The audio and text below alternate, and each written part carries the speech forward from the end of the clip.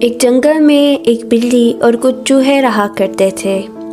ایک دن ایک بلی نے دیکھا کہ کچھ چوہے روزانہ غلے کے گودام میں کھانے کے لیے آتے ہیں۔ وہ انہیں روزانہ دیکھتی تھی اور دل میں ہی وہ سوچتی تھی کہ میرا دل کرتا ہے میں ان سب کو کھا جاؤں۔ بلی نے ایک ترکیب سوچی۔ وہ زمین پر لیٹ گئی اور مردہ ہونے کا ڈرامہ کرنے لگی۔ چوہے بلی کو مردہ سمجھ کر آہستہ آہستہ بلی کے قریب گئے۔